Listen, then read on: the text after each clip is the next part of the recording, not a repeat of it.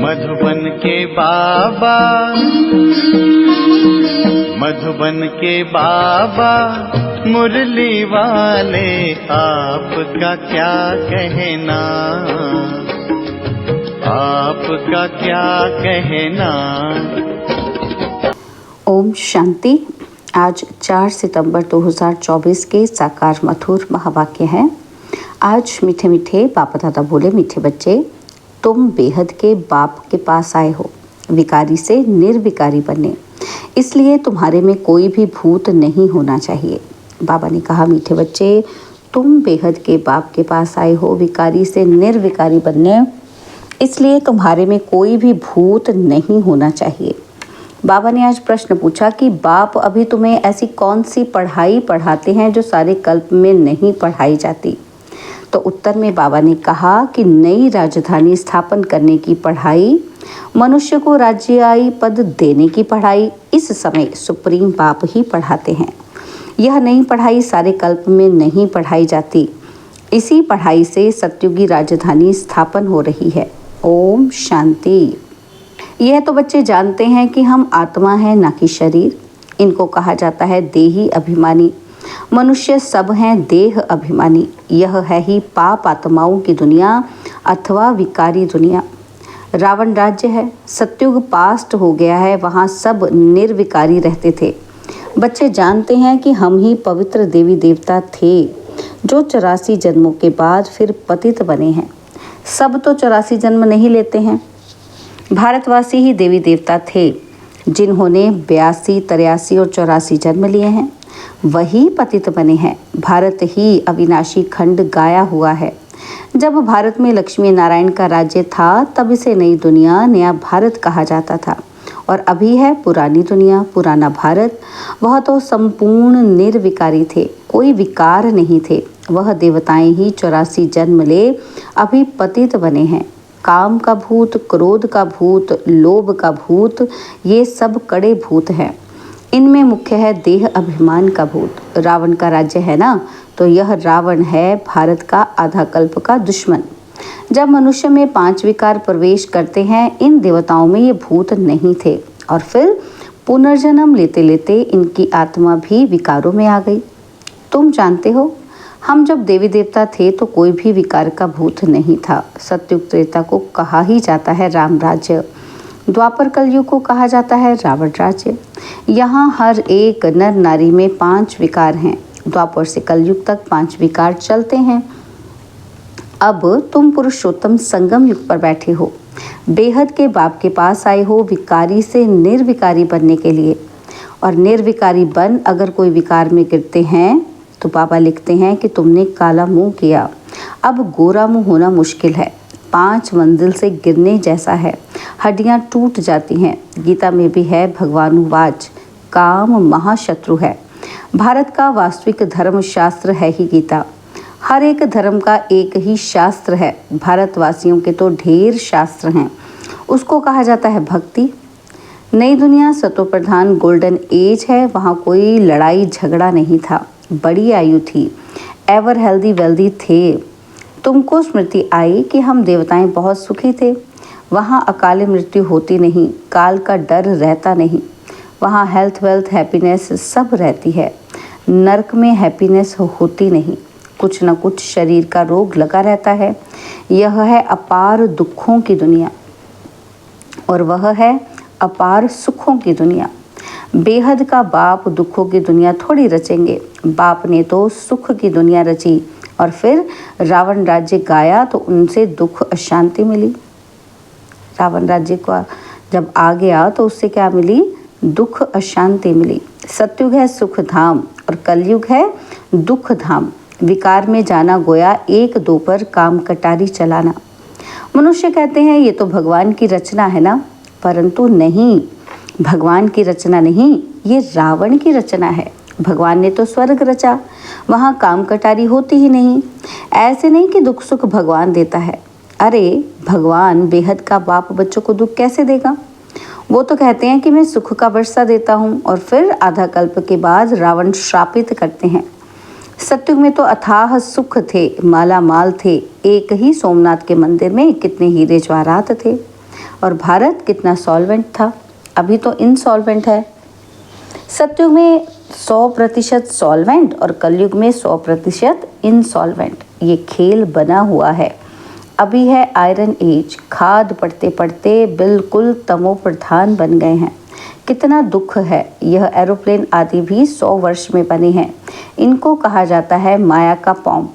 तो मनुष्य समझते साइंस ने तो स्वर्ग बना दिया है, परंतु ये है रावण का स्वर्ग। कलयुग में माया का पॉम्प देख तुम्हारे पास मुश्किल आते हैं। समझते हैं कि हमारे पास तो महल मोटरें आदि हैं। पाप कहते हैं स्वर्ग तो सत्युग को कहा जाता है, जब इन लक्ष्मी नारायण का राज्य था। अब इन लक्ष्मी नारायण का राज्य थोड़ी ही है। अब कलयुग के बाद फिर इनका राज्य आएगा। पहले भारत बहुत छोटा था। नई दुनिया में होते ही हैं 9 लाख देवताएं, बस पीछे वृद्धि को पाते रहते हैं। सारी सृष्टि वृद्धि को पाती है ना। तो पहले पहले सिर्फ देवी देवता थे। तो बेहद का बाप वर्ल्ड की हिस्ट्री ज्योग्राफी बैच समझाते हैं। बाप बिगर और कोई बतला ही ना सके। उनको कहा जाता है नॉलेजफुल गॉड फादर, सब आत्माओं का फादर। आत्माएं सब भाई भाई हैं, फिर भाई और बहन बनती है। तुम सब हो एक प्रजापिता ब्रह्मा के अडॉप्टेड चिल्ड्रन। सभी आत्माएं उनकी संतान तो हैं ही। उनको कहा जाता है परमपिता, उनका नाम है शिव। बस बाप समझाते हैं कि मेरा नाम एक ही शिव है। फिर भक्ति मार्ग में मनुष्य ने बहुत मंदिर बनाए हैं तो बहुत नाम रख दिए हैं। भक्ति की सामग्री कितनी ढेर है, उसको पढ़ाई नहीं कहेंगे। उसमें एम ऑब्जेक्ट कुछ भी नहीं है ही नीचे उतरने की। नीचे उतरते उतरते तमो प्रधान बन जाते हैं और फिर सतो प्रधान बनना है सबको। तुम सतो प्रधान बनकर स्वर्ग में आएंगे, बाकी सब सतो प्रधान बन शांति धाम में रहेंगे। यह अच्छी रीति याद करो। बाबा कहते हैं तुमने हमको बुलाया है कि बाबा हम पतितों को आकर पावन बनाओ, तो अब मैं सारी दुनिया को पावन बनाने आया हूँ। मनुष्य समझते हैं गंगा स्नान करने से पावन बन जाएंगे। गंगा को पतित पावनी समझते हैं। कुएं से पानी निकला उसको भी गंगा का पानी समझ स्नान करते हैं। गुप्त गंगा समझते हैं। तीर्थ यात्रा पर व कोई पहाड़ी पर जाएंगे उसको भी गुप्त गंगा कहेंगे। इसको कहा जाता है झूठ। गॉड इज ट्रुथ कहा जाता है। बाकी रावण राज्य में सब है झूठ बोलने वाले। गॉड फादर ही सचखंड स्थापन करते हैं, वहाँ झूठ की बात नहीं होती। देवताओं को भोग भी शुद्ध लगाते हैं। अभी तो है आसुरी राज्य। सत्युग त्रेता में है ईश्वरीय राज्य जो अब स्थापन हो रहा है। ईश्वर ही आकर सबको पावन बनाते हैं। देवताओं में कोई विकार होता नहीं। यथा राजा रानी तथा प्रजा सब पवित्र होते हैं। यहाँ सब हैं पापी, कामी, क्रोधी। नई दुनिया को स्वर्ग और इसको नर्क कहा जाता है। नर्क को स्वर्ग बाप के सिवाय कोई बना न सके। यहाँ सर्व है नर्कवासी पतित और सत्युग में है पावन। वहाँ ऐसे नहीं कहेंगे कि हम पतित से पावन होने के लिए स्नान करने जाते हैं। यह वैरायटी मनुष्य सृष्टि रूपी झाड़ है। बीज रूप है भगवान, वही रचना रचते हैं। पहले पहले रचते हैं देवी देवताओं को और फिर वृद्धि को पाते पाते इतने धर्म हो जाते हैं। पहले एक धर्म एक राज्य था, सुख ही सुख था। मनुष्य चाहते भी हैं कि विश्व में शांति हो, वह अभी तुम स्थापन कर रहे हो। बाकी सब खत्म हो जाएंगे, बाकी थोड़े रहेंगे। ये चक्र फिरता रहता है। अभी है कलयुग अंत और सतयुग आदि का पुरुषोत्तम संगम युग। इसको कहा जाता है कल्याणकारी पुरुषोत्तम संगम युग। कलयुग के बाद सतयुग स्थापन हो रहा है। तुम संगम पर पढ़ते हो जिसका फल सतयुग में मिलेगा। यहाँ जितना पवित्र बनेंगे और पढ़ेंगे उतना ऊंच पद पाएंगे। ऐसी पढ़ाई कहाँ होती नहीं। तुमको इस पढ़ाई का सुख नई दुनिया में मिलेगा। अगर कोई भी भूत होगा तो एक तो सज़ा खानी पड़ेगी और दूसरा फिर वह कम पद पाएंगे। जो संपूर्ण बन औरों को भी पढ़ाएंगे तो ऊंच पद भी पाएंगे। कितने सेंटर्स हैं, लाखों सेंटर्स हो जाएंगे। सारे विश्व में सेंटर्स खुल जाएंगे। पापात्मा से पुण्यात्मा बनना ही है। तुम्हारी एम ऑब्जेक्ट भी है कि पढ़ाने वाला एक शिव बाबा है। वह है ज्ञान का सागर, सुख का सागर। बाप ही आकर पढ़ाते हैं, यह नहीं पढ़ाते। इनके द्वारा जब वो पढ़ाते हैं, इनको गाया जाता है भगवान का रथ, भाग्यशाली रथ। और तुमको कितना पद्मा पद्म भाग्यशाली बनाते हैं। तुम बहुत साहूकार बनते हो, कभी भी बीमार नहीं पड़ते। हेल्थ, वेल्थ, हैप्पीनेस सब मिल जाता है। यहाँ भल धन है परंतु बीमारियाँ आती हैं, वह हैप्पीनेस रह ना सके। कुछ ना कुछ दुख रहता है, उनका तो नाम ही है सुख धाम, स्वर्ग, पैराडाइज। इन लक्ष्मी नारायण को ये राज्य किसने दिया, यह भी कोई नहीं जानते। यह भारत में रहते थे, विश्व के मालिक थे, कोई पार्टीशन आदि नहीं था। अभी तो कितने पार्टीशन हैं, रावण राज्य है, कितने टुकड़े टुकड़े हो गए हैं, लड़ते रहते हैं। वहाँ तो सारे भारत में इन देवी देवताओं का राज्य था, वहाँ वजीर आदि होते ही नहीं। और यहाँ तो वजीर देखो कितने हैं, क्योंकि बेअकल है। तो वजीर भी ऐसे ही तमोप्रधान पतित हैं। पतित को पतित मिले कर कर लंबे हाथ, कंगाल बनते जाते हैं, कर्जा उठाते जाते हैं। सत्युग में तो अनाज, फल आदि बहुत स्वादिष्ट होते हैं और तुम वहाँ जाकर सब अनुभव करके आते हो। सूक्ष्म वतन में भी जाते हो तो स्वर्ग में भी जाते हो। बाप कहते हैं सृष्टि चक्र कैसे फिरता है। पहले भारत में एक ही देवी देवता धर्म था, दूसरा कोई धर्म नहीं था। और फिर द्वापर में रावण राज्य शुरू होता है। अभी है विकारी दुनिया और फिर तुम पवित्र बन निर्विकारी देवता बनते हो। यह स्कूल है। भगवान उवाच कि मैं तुम बच्चों को राजयोग सिखलाता हूँ, तुम भविष्य में ये बनेंगे। राजाई की पढ़ाई और कहीं नहीं मिलती, बाप ही पढ़ाकर नई दुनिया की राजधानी देते हैं। सुप्रीम फादर, टीचर, सतगुरु एक ही शिव बाबा है। बाबा माना जरूर वर्षा मिलना चाहिए, भगवान जरूर स्वर्ग का वर्षा ही देंगे। रावण जिसको हर वर्ष जलाते हैं, यह है भारत का नंबर 1 दुश्मन। रावण ने कैसा असुर बना दिया है। इनका राज्य 2500 वर्ष चलता है। तुमको बाप कहते हैं मैं तुमको सुख धाम का मालिक बनाता हूँ और रावण तुमको दुख धाम में ले जाते हैं। तुम्हारी आयु भी कम हो जाती है, अचानक अकाले मृत्यु हो जाती है, अनेक बीमारियां होती रहती हैं।